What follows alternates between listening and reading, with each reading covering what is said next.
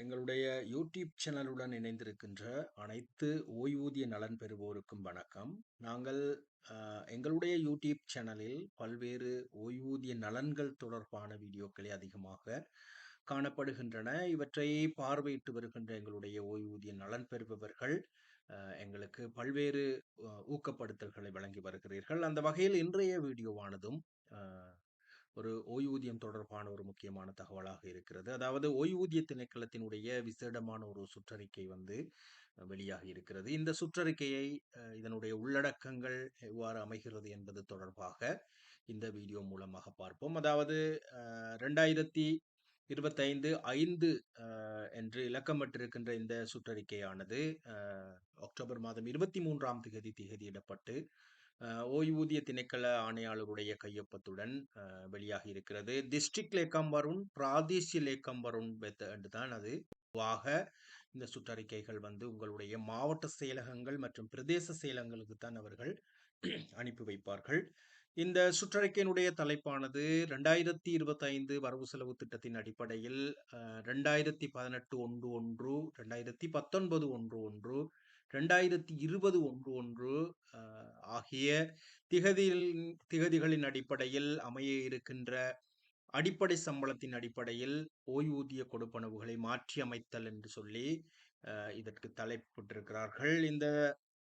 இது தொடர்பாக இந்த விடயங்கள் தொடர்பாக வெளியாகிய சுற்றறிக்கை உங்களுக்கு நினைவிருக்கும். 2025 2ஆம் இலக்க சுற்றறிக்கை 2025 7ஆம் மாதம் 1ஆம் திகதி இது வெளியாகி இருந்தது.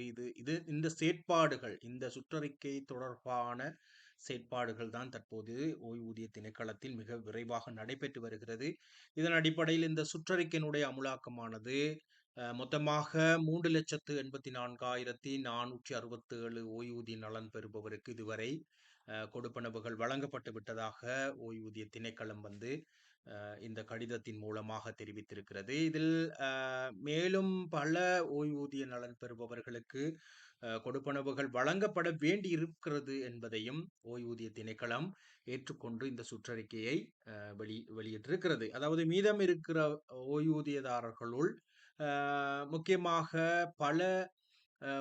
பல நபர்களுக்கு ஓய்வூதிய நலன்களை அளிப்பு செய்கின்ற கோவைகள், அதாவது ஓய்வூதியதாரர்கள் மரணித்த நிலையில் பல நபர்களிடையே ஓய்வூதிய நலன்கள் பகிர்ந்தளிக்கப்பட வேண்டிய சந்தர்ப்பங்கள் மற்றும் ஓய்வூதிய கோவைகளில் காணப்படுகின்ற பல்வேறு குறைபாடுகள் உள்ள ஓய்வூதிய கோவைகள் போன்றவை தொடர்பாக இதுவரை இந்த கொடுப்பனவுகள் வழங்கவில்லை என்ற ஒரு தகவல் வெளியாகி இருக்கிறது. அநேக மாணவர்களுக்கு இந்த தொகை கிடைக்கல என்ற ஒரு குறைபாடு இருக்கிறது. அதாவது உங்களுடைய கோவைகளில் காணப்படுகின்ற குறைபாடுகள் காரணமாக அவற்றை நிறைவேற்ற முடியாத சூழல் இருப்பதாக கூறப்படுகிறது. எனவே இதுவரை இந்த சுற்றறிக்கையின் அடிப்படையில் ஓய்வூதிய நலன்கள் கிடைக்கப்பெறாதவர்களுக்கு ஒரு ஏற்பாடை இந்த சுற்றறிக்கை கூறுகிறது. இந்த சுற்றறிக்கையின் அடிப்படையில் இந்த சுற்றறிக்கையில எமனும் அதாவது என்எக்ஸ் ஒன்றொன்று இணைத்து அனுப்பியிருக்கிறார்கள். இதன் அடிப்படையில் இந்த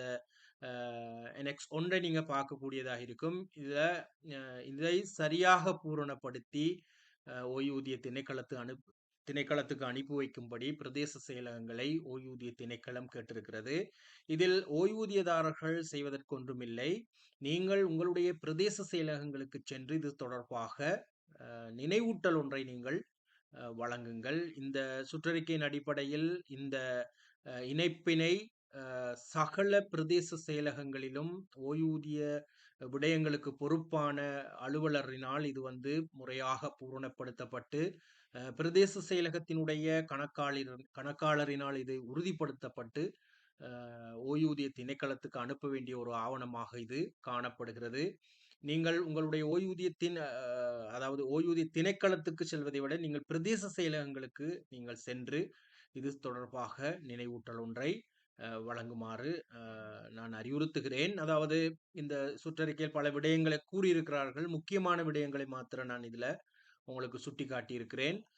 எனவே சுற்றறிக்கை 2025 ட்ரெண்டின் அடிப்படையில் இதுவரை ஓய்வூதிய நலன்கள் கிடைக்கப்பெறாத ஓய்வூதியதாரர்கள் உங்களுடைய பிரதேச செயலகங்களுக்கு சென்று வெளியாகி இருக்கின்ற இந்த அறிவுறுத்தல் சுற்றறிக்கை, அதாவது 2025/5 சுற்றறிக்கையினை நினைவூட்டி உங்களுக்கு இது சம்பந்தமாக நலன்கள் கிடைக்கவில்லை என்ற ஒரு தகவலை அவர்களுக்கு வழங்குவதன் மூலமாக நீங்கள் அது தொடர்பாக மேலதிகமான தகவல்களை அறிந்து கொள்வதோடு முடிந்தவரை விரைவாக இந்த ஆவணத்தை அவர்கள் பூரணப்படுத்தி ஓய்வூதிய திணைக்களத்துக்கு அனுப்புதல் வேண்டும். இது அனுப்புவது தொடர்பான இணைய விவரங்கள் அனைத்தும் அவர்கள் பிரதேச செயலகங்களுக்கு அவர்கள் அறிவுறுத்தல்களை வழங்கியிருப்பார்கள். எனவே இது ஒரு முக்கியத்துவம் மிக்க ஒரு தகவலாக அமைய இருக்கிறது. அதாவது 3,84,000 வரையானவர்களுக்கு தான் நலன்கள் கிடைத்திருக்கிறது. மேலும் பலருக்கு இது கிடைக்க இருக்கிறது. எனவே நலன் பெற்றவர்கள் அதே நேரம் நலன் பெற இருக்கிறவர்கள் அனைவருக்கும் இந்த